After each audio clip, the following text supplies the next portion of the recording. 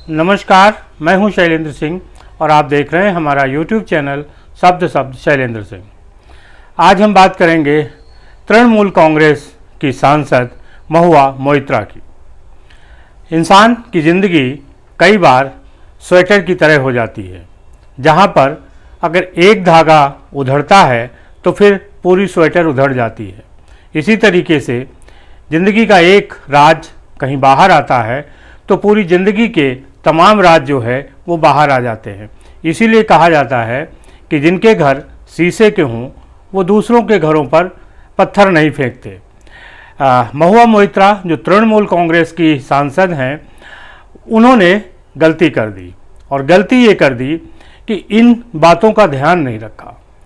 महुआ मोइत्रा बहुत ही एम्बिशियस, प्रभावशाली, ओजस्वी भाषण देने वाली महिला नेता के रूप में देखी जा रही थी और ये कहा जा रहा था कि महुआ मोइत्रा एक फायर ब्रांड सांसद हैं जो लगातार देश के प्रधानमंत्री नरेंद्र मोदी को कटघरे में खड़े करने वाले सवाल पूछ रही हैं और वो जो सवाल पूछती थी अडानी को लेके, उसके जवाब सरकार के पास नहीं होते थे।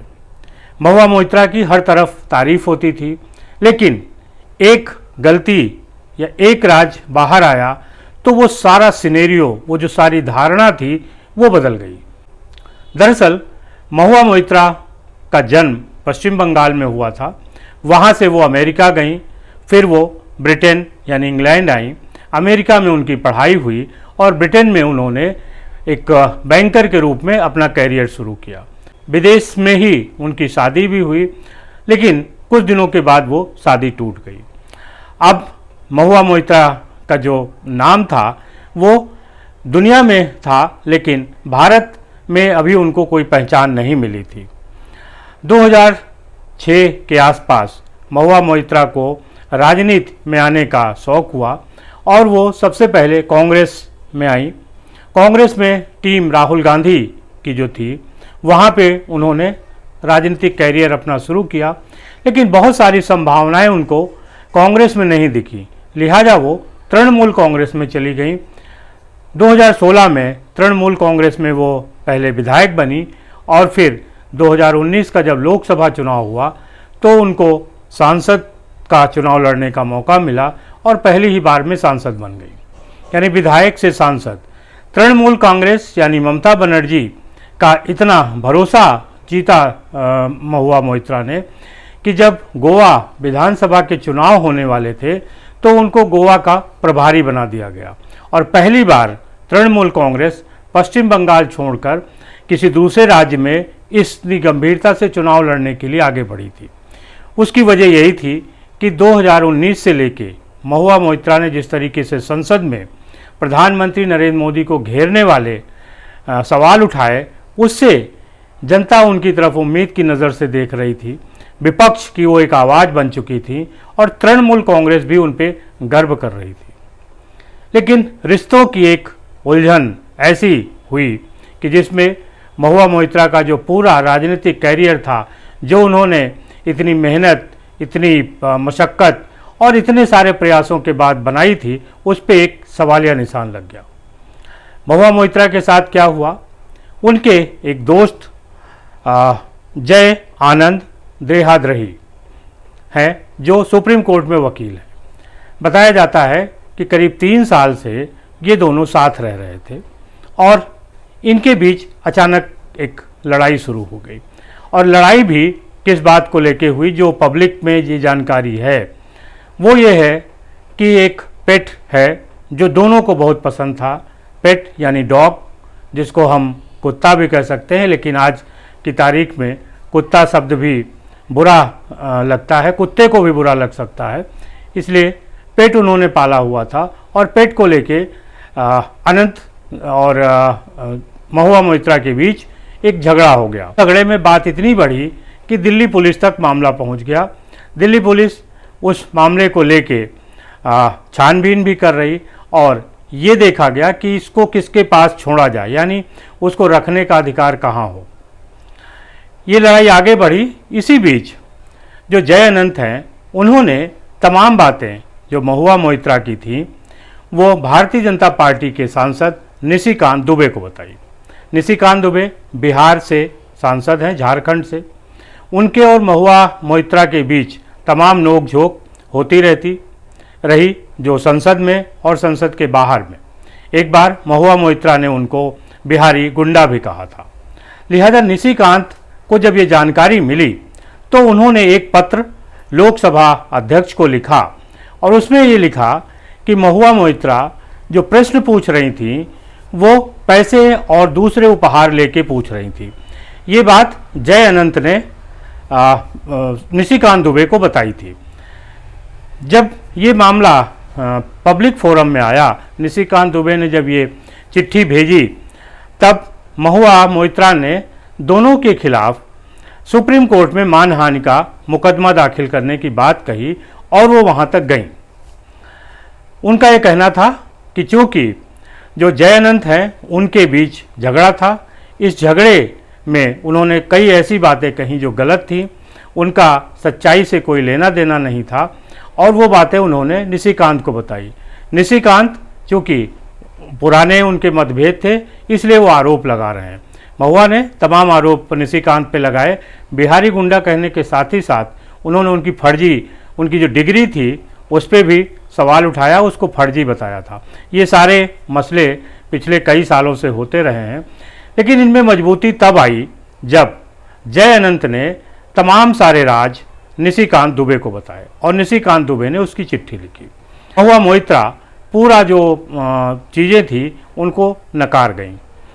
बहुत सारे जो उनके सहयोगी हैं, मीडिया में हैं, नेता हैं, वो भी यही कहने लगे कि महुआ मोइत्रा को एक तरीके से फंसाने की बात की जा रही, चूँकि वो नरेंद्र मोदी और अडानी से जुड़े हुए सवाल पूछती हैं। जब ये मामला सुप्रीम कोर्ट पहुंचा, तब जो जय अनंत थे उन्होंने एक और राज खोला।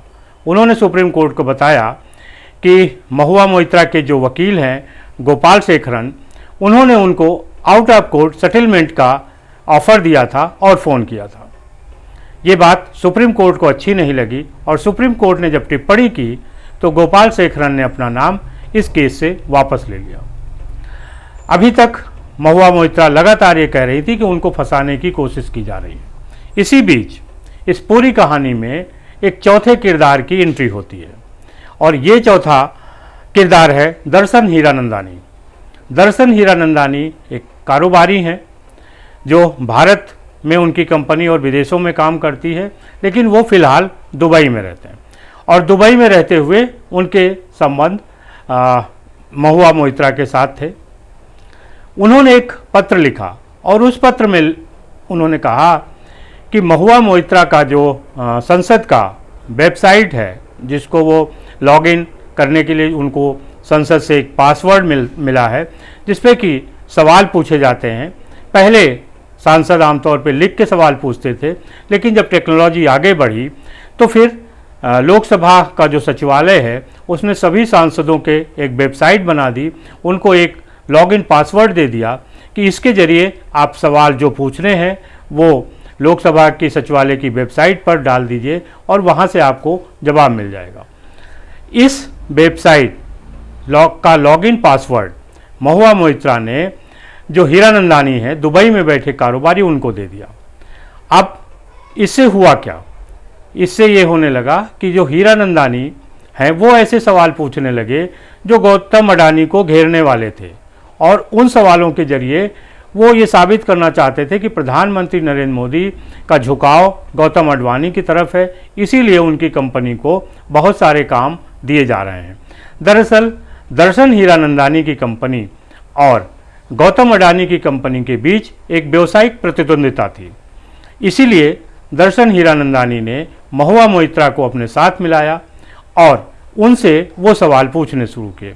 आंकड़े बताते हैं कि महुआ मोइत्रा ने जो 62 सवाल पूछे उनमें से 50 से अधिक सवाल गौतम अडवाणी और नरेंद्र मोदी के संबंधों को लेकर या गौतम अडवाणी की कंपनी को लेकर था। तो इससे ये बात इस्टेब्लिश हो गई कि महुआ मोइत्रा ने जो पासवर्ड हीरानंदानी को दिया उससे वो सवाल पूछते थे जो उनके व्यावसायिक फ़ायदे के होते थे और इससे वो गौतम अडानी की जो कंपनी है उसको टारगेट कर रहे थे और प्रधानमंत्री को भी टारगेट कर रहे थे, जिससे कि दोनों के बीच संबंधों को लेके एक जनता के बीच भ्रम फैलाया जा सके। महुआ मोइत्रा का कहना है कि बहुत सारे सोशल मीडिया हैंडल्स के पासवर्ड उनके जो कर्मचारी हैं या उनके लिए जो काम करते हैं उनको दिए जाते हैं। हो सकता है कि वो वहाँ से लीक हुआ हो। ये बात मान ली जाती अगर दर्शन हीरानंदानी ने पत्र लिखकर ये नहीं कहा होता कि महुआ मोइत्रा के साथ उनके कैसे रिलेशन थे और कैसे उनका पासवर्ड और यूज़र आईडी वो यूज़ कर रहे थे। ये बात अपनी जगह सही है कि कई बार कर्मचारी ऐसा करते हैं, बहुत सारे सांसद भी ऐसा करते हैं, लेकिन कहावत है कि जो पकड़ा गया वो चोर। और इस मसले में महुआ मोइत्रा पकड़ गई हैं। इसकी शिकायत दो तरीके की बातें हैं। एक शिकायत है कि वो पैसे और उपहार लेके सवाल पूछती थी, और दूसरी शिकायत है कि उन्होंने अपना जो लॉगिन पासवर्ड था वो दर्शन हीरानंदानी को दिया, जो दुबई में बैठे कारोबारी हैं, जिन्होंने उसका बेजा इस्तेमाल किया। ये एक तरीके से जो संसद की मान्यता है, प्रतिष्ठा है, उस पर एक सवालिया निशान है। ये ज़्यादा गंभीर है बशर्ते कि पैसे या उपहार लेके सवाल पूछने से। उसमें बहुत सारे सांसद भी इस तरीके के काम कर चुके हैं, उनकी सदस्यता भी जा चुकी है। ऑपरेशन कोबरा पोस्ट के दौरान बहुत सारे सांसदों ने, नेताओं ने और पत्रकारों ने स्वीकार किया था कि वो लाभ पाकर सवाल पूछ सकते हैं, आर्टिकल लिख सकते हैं। अब ये जो एपिसोड है वो थोड़ा आगे बढ़ गया है। इस एपिसोड में महुआ मोइत्रा के साथ ही साथ कुछ और सांसद भी फंस सकते हैं, कुछ और विधायक अफसर भी फंस सकते हैं, और कुछ मीडिया के लोग भी फंस सकते हैं जो इस पूरी योजना में उनके साथ थे। देखने वाली बात यह है कि अभी 26 अक्टूबर को जो आने वाली है, महुआ मोइत्रा को में एक गवाही होनी है लोकसभा की जो समिति है उसके सामने। उसके बाद फिर महुआ मोइत्रा को वहाँ पेश होना पड़ेगा और आगे की प्रोसीडिंग बढ़ेगी। आने वाले जो 10-15 दिन हैं, यानी ये आप मान सकते हैं कि दिवाली तक इस मसले में कुछ नया भी हो सकता है। इसीलिए बार बार सवाल उठ रहा है कि क्या महुआ मोइत्रा की दिवाली उनके घर पे होगी या कहीं और। अब ये जो बात है ये संसद और कानून व्यवस्था के बीच है कि वो किस तरीके से महुआ मोइत्रा के इस प्रकरण को देखता है। लेकिन एक बात साफ है कि अगर आप अपने करीबी लोगों को राज बता चुके हैं तो फिर कोशिश ये कीजिए कि वो राज राज ही रहे, नहीं तो एक राज खुलेगा तो बहुत सारे राज खुल जाएंगे। महुआ मोइत्रा ने कैसे नौकरी हासिल की, क्या था, क्या उनके जीवन की बातें हैं, वो बहुत सारी बातें अब बाहर आ रही हैं जिन पे शायद कभी चर्चा नहीं होती। और ये इसलिए हो रही है क्योंकि उनकी जो ज़िंदगी का एक धागा खुला तो सारी ज़िंदगी के धागे खुलते रहे। आपको क्या लगता है ज़रूर बताइएगा। शुक्रिया, धन्यवाद।